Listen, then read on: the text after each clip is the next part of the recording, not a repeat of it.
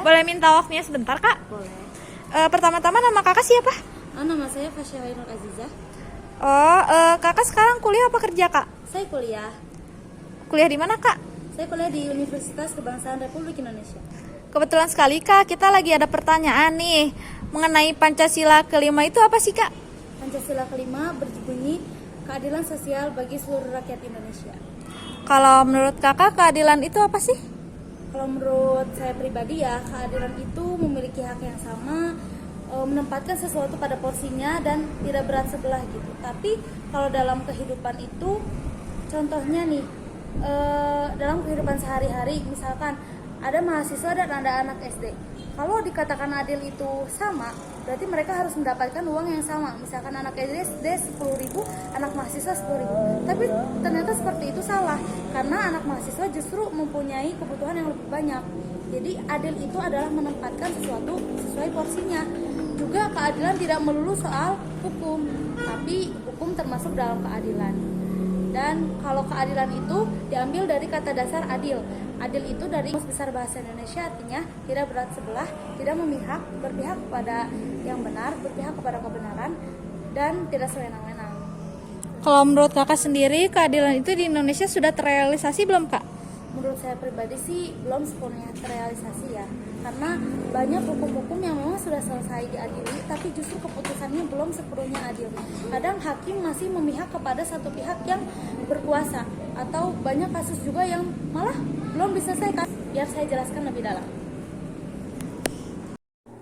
Sebelumnya perkenalkan, nama saya Fasya Ainur Azizah dengan NPM 2023-13-2004 dari Prodi Sistem Informasi Universitas Kebangsaan Republik Indonesia.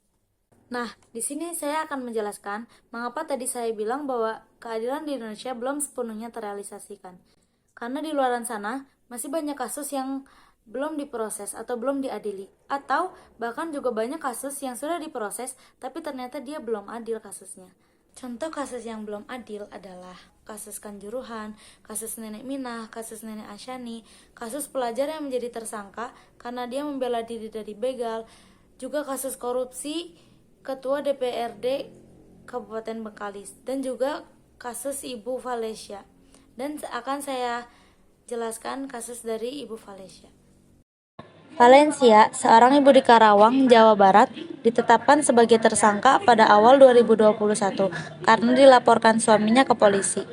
Valencia diduga telah melakukan kekerasan dalam rumah tangga atau KDRT, berupa kekerasan psikis kepada laki-laki yang kemudian bercerai dengannya itu. Kekerasan psikis itu dilakukan Valencia saat memarahi suaminya yang sering mabuk dan tidak pulang ke rumah selama 6 bulan. Rekaman omelan tersebut kemudian digunakan sang suami untuk melaporkannya. Di persidangan, jaksa penuntut umum menuntut Valencia agar dijatuhi hukum 1 tahun penjara. Perkara ini pun semakin menarik perhatian publik. Jaksa kemudian menarik tuntutan tersebut atas dasar hati nurani dan rasa keadilan. Hakim lalu memvonis bebas Valencia karena tidak terbukti bersalah. Tetapi dalam kasus tersebut, Ricky memberikan komentar melalui sebuah podcast bersama Deddy Kobuzer. Menurutnya, ketika Valencia digugat sang suami karena kerap mengomelinya saat mabuk hingga didakwa hukuman 1 tahun penjara sudah merupakan cacat hukum. Dari kasus tersebut, kita bisa melihat bahwa proses hukum di Indonesia belum sepenuhnya adil. Oh, jadi gitu ya, Kak? Ya, seperti itu. Oh, baik kalau gitu, Kak. Terima kasih ya, Kak, buat waktunya. Terima kasih juga bagi yang sudah mendengarkan. Semoga yang saya berikan infonya itu bermanfaat bagi kalian semua. Amin. Makasih ya, Kak. Ya, sama-sama. Dadah. Dadah. Kak, maaf bukunya ketinggalan. Oh iya, terima kasih. Sekian materi yang bisa saya jelaskan. Saya pamit undur diri karena kalau maju saingannya teman sendiri.